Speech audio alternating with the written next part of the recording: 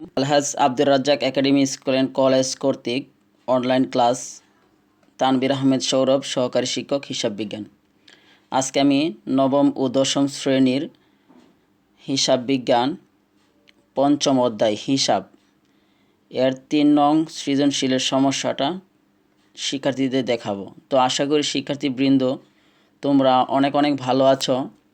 তো চলো আমরা ক্লাসে ফিরে যাচ্ছি।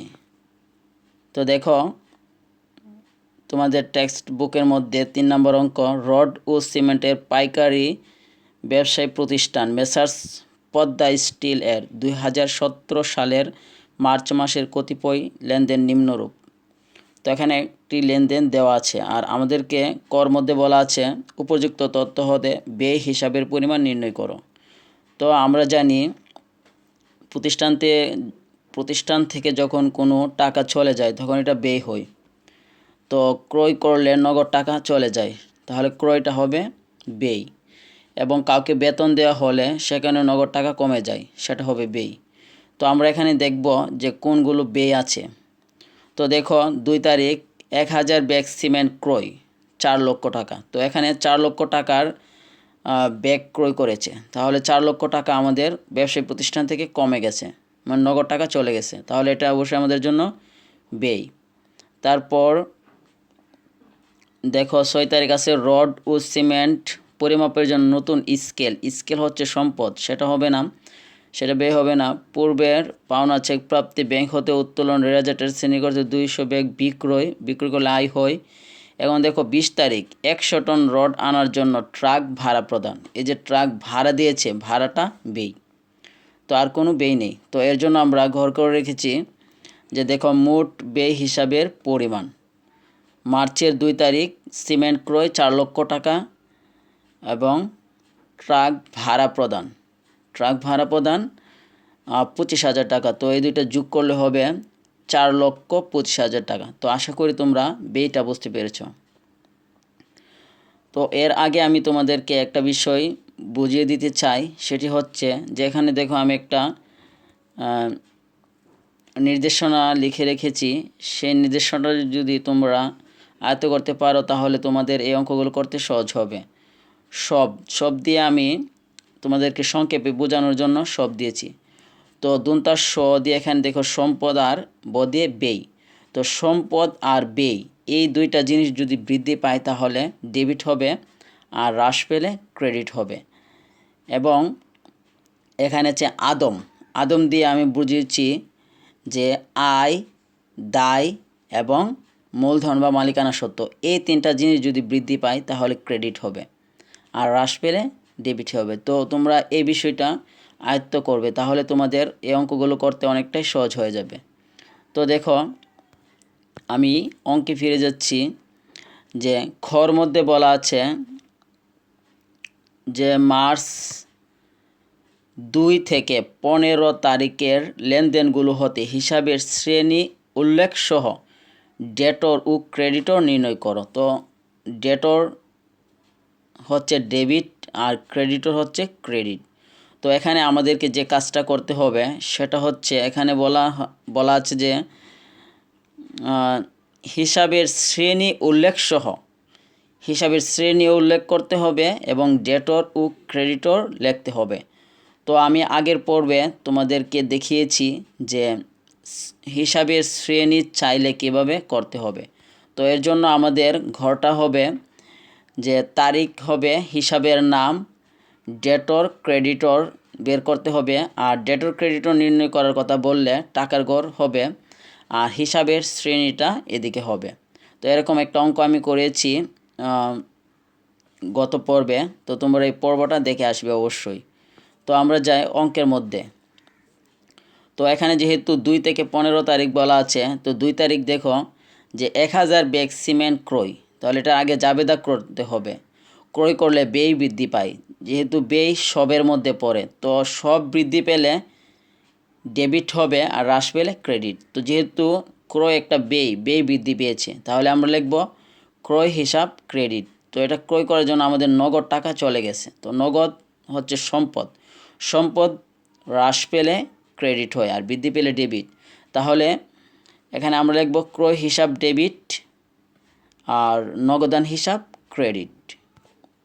তো অঙ্কের মধ্যে দেখো আমি লিখলাম যে ক্রয় হিসাব ডেটর আর নগদান হিসাব ক্রেডিটর। যেহেতু এখানে ডেটর ও ক্রেডিটর উল্লেখ আছে তাহলে আমরা ডেটর আর ক্রেডিটরই লিখব। 4 লক্ষ টাকা। এখন শ্রেণীটা কোনটা, মানে ক্রয় হিসাব কোন শ্রেণীতে পড়েছে? তো আমরা জানি ক্রয় ব্যয়, তো ব্যয় হিসাব, আর নগদান সম্পদ, সম্পদ হিসাব। শুধু এই কথাটা লিখতেই চলবে। এরপর আমাদের 6 নং, মানে 6 তারিখ। 6 তারিখে আছে রড ও সিমেন্ট পরিমাপের জন্য নতুন স্কেল ক্রয়। তো আমি আগে বলেছিলাম যে নতুন স্কেল হচ্ছে অফিস সরঞ্জাম, এটা সম্পদ। তো অফিস সরঞ্জাম বৃদ্ধি পেয়েছে, আর যেহেতু অফিস সরঞ্জামটা কেনার জন্য নগদ টাকাই লাগবে, তাহলে একটা সম্পদ বৃদ্ধি পেয়েছে আর একটা সম্পদ হ্রাস পেয়েছে। তাহলে আমরা এর জাবেদা করব যে অফিস সরঞ্জাম হিসাব ডেবিট আর নগদান হিসাব ক্রেডিট, 40,000 টাকা।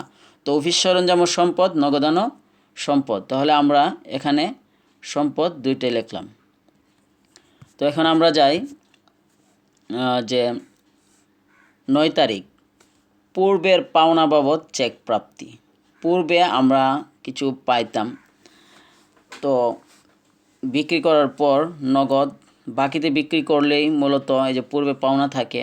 তো আমরা পূর্বের পাওনা বাবদ চেক পাইছি 2 লক্ষ টাকার। তো যেহেতু টাকাটা আমরা পাইছি এটা নগদ, নগদান হবে ডেবিট। এবং কার কাছ থেকে টাকা পাওয়া যায়?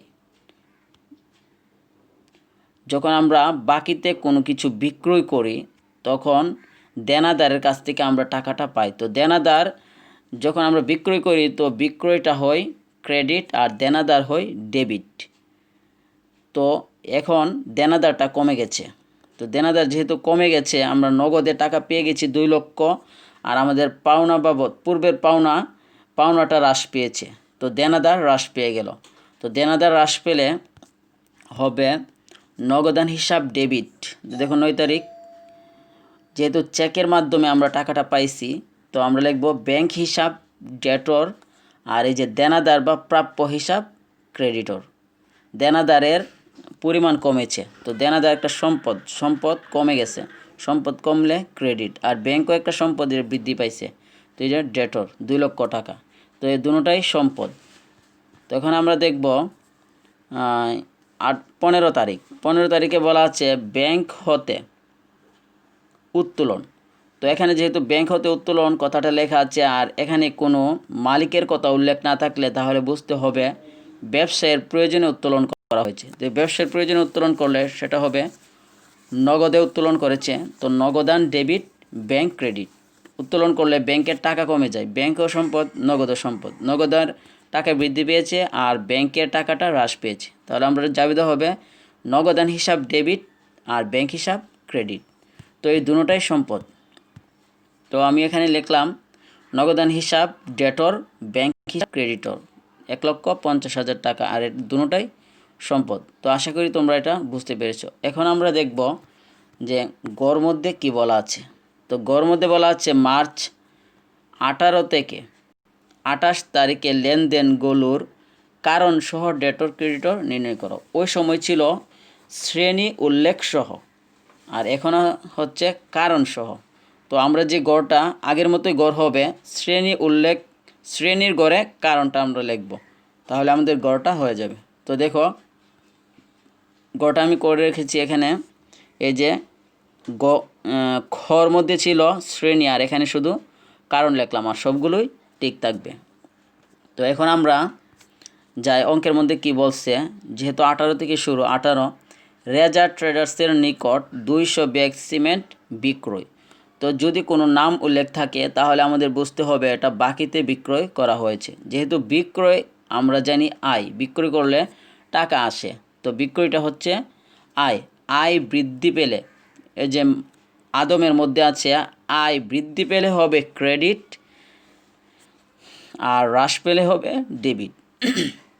তো বিক্রয় যেহেতু 1 লক্ষ টাকা, সেটাকে আমরা অবশ্যই ক্রেডিট লিখব, বিক্রয় ক্রেডিট। তো বিক্রয় করলে দেনাদারের পরিমাণ বাড়ে, তো দেনাদার ডেবিট হবে, তো দেনাদার রেজা। তো আমরা এটা লিখব এইভাবে যে 18 তারিখ দেনাদার বা প্রাপ্য এর মধ্যে বাকিতে যেহেতু বিক্রয় করা হয়েছে সেহেতু ব্র্যাকেটে রেজা লিখে দিতে হবে। দেনাদার বা প্রাপ্য হিসাব ডেটর আর বিক্রয় হিসাব ক্রেডিটর। এখানে বলছে কারণ লেখার জন্য। কারণ হচ্ছে এটা কি বৃদ্ধি পাইছে নাকি হ্রাস পেয়েছে। ওই সময় আমরা শুধু সম্পদ কোন শ্রেণীতে পড়েছে সেটা লিখেছিলাম, আর এখন লিখতে হবে কোন শ্রেণীতে পড়েছে এবং এটা আসলে কী হয়েছে, বৃদ্ধি হয়েছে নাকি হ্রাস পেয়েছে সেটা আমাদের লিখতে হবে। সেটাই হচ্ছে কারণ। তো দেনাদার, এটা আমরা জানি সম্পদ বৃদ্ধি পেয়েছে, তো একজন দিবে আমাদেরকে টাকা, ভবিষ্যতে আসবে, কোম্পানি বা ব্যবসায়ের টাকার পরিমাণ বাড়বে, তো এটা হচ্ছে সম্পদ বৃদ্ধি পেয়েছে। আর বিক্রয় আয়ও বৃদ্ধি পেয়েছে। দেখো আয়ের ইংরেজি হচ্ছে রেভিনিউ বা আয় বৃদ্ধি। তো এখান থেকে আমরা 20 তারিখে কি আছে, 100 টন রড আনার জন্য ট্রাক ভাড়া প্রদান। তো ভাড়া প্রদান করা হয়েছে, ভাড়া একটা ব্যয়। তো যেহেতু ভাড়া দেওয়া হয়েছে, ব্যয় বৃদ্ধি পেয়েছে এবং ভাড়াটা দিতে হয় নগদ টাকার মাধ্যমে, তো নগদ টাকা কমে যায়। তো নগদ যেহেতু সম্পদ কমে দিয়ে গেলে ক্রেডিট হয়, আর ভাড়া হচ্ছে ব্যয় বৃদ্ধি পেলে ডেবিট। তো আমরা লিখব ভাড়া হিসাব ডেবিট আর নগদান হিসাব ক্রেডিট। তো আমরা দেখো অঙ্কে লিখলাম 20 তারিখ, ভাড়া যেহেতু পরিবহন খরচ করছে, পরিবহন ভাড়া দিচ্ছে, তো আমাদের লিখব পরিবহন খরচ হিসাব ডেটর আর নগদান হিসাব ক্রেডিটর। তো এখন পরিবহন যে এটা একটা ব্যয়, পরিবহন করলে আমাদের ব্যয় হয়। তো কর মধ্যে আমরা ব্যয় হিসাবের মধ্যে 20 তারিখ লিখেছিলাম, এটা অবশ্যই ব্যয়।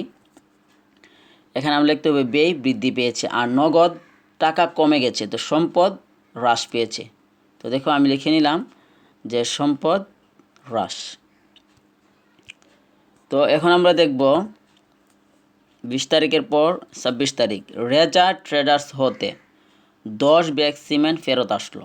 এখন দেখো এই বিষয়টা তোমাদের বুঝতে হবে, এটা হচ্ছে 18 তারিখে যে 200 ব্যাগ সিমেন্ট বিক্রয় করেছিল 1 লক্ষ টাকা দিয়ে। এখন ওই বিক্রয়, আমি বলেছিলাম যে বিক্রয় আয় বৃদ্ধি পেলে ক্রেডিট হয়, কিন্তু যদি হ্রাস পেয়ে তাহলে ডেবিট করতে হবে। তো এখন বিক্রয় করেছিল, এখন 10 ব্যাগ ফেরত আসতে, তাহলে বিক্রয়টা কমে গেছে।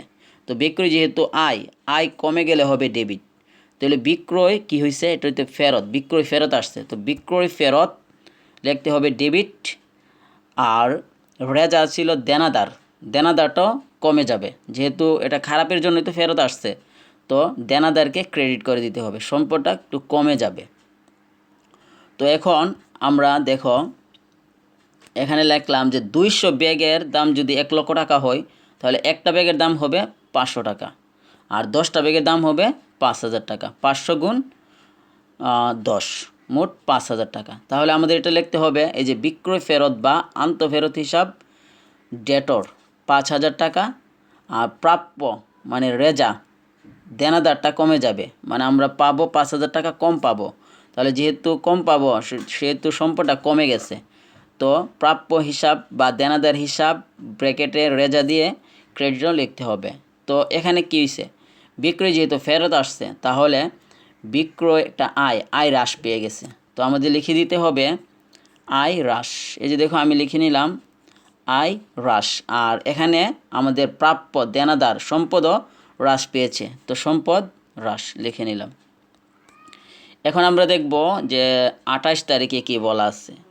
28 তারিখে বলা আছে যে রড ও সিমেন্ট আনা নেওয়ার জন্য একটি মোটর ভ্যান ক্রয় করা হলো। এই যে মোটর ভ্যান, এটা একটা সম্পদ। দেখো 2,20,000 টাকার, যেহেতু এটা সম্পদ, তাহলে আমাদের সম্পদ বৃদ্ধি পেয়েছে এবং সম্পদটা ক্রয় করতে গেলে নগদ টাকা কমে যায়। এইদিকে নগদ একটা সম্পদ হ্রাস পেয়েছে, আর এদিকে একটা মোটর ভ্যান একটা সম্পদ সেটা বৃদ্ধি পেয়েছে। তাহলে আমরা লিখব মোটর ভ্যান হিসাব ডেবিট, নগদান হিসাব ক্রেডিট। দেখো এই যে মোটর ভ্যান হিসাব ডেটর, নগদান হিসাব ক্রেডিটর। তো মোটর ভ্যান যেহেতু সম্পদ বৃদ্ধি পেয়েছে, আর নগদান হিসাব নগদ টাকা, এটা সম্পদ, এটা হ্রাস পেয়েছে, তাহলে আমরা লিখতে পারি সম্পদ হ্রাস। মূলত আমাদের এই অঙ্কের মূল বিষয় হচ্ছে কারণটা বের করতে হবে এবং ডেটর ক্রেডিটরটা বের করতে হবে। তো আশা করি তোমরা এই বিষয়টা বুঝতে পেরেছো। আর তোমরা অবশ্যই একটা নোট লিখতে হবে, এই নোটটা তোমাদের অঙ্ক করার সময় দিয়ে দিতে হবে, তাহলে স্যার বুঝতে সহজ হবে এবং স্যারও বুঝবে তুমি বিষয়টা বুঝতে পেরেছো। আশা করি এই ক্লাসটি তোমাদের ভালো লেগেছে। আর ভালো লাগলে অবশ্যই লাইক, কমেন্ট, শেয়ার এবং আমার চ্যানেল সাবস্ক্রাইব করে পাশে থাকা বেল আইকনটি বাজিয়ে দিতে ভুলবে না। আর ভিডিওটি অবশ্যই বেশি বেশি করে শেয়ার করার চেষ্টা করবে। আজকে এ পর্যন্তই। আল্লাহ হাফেজ।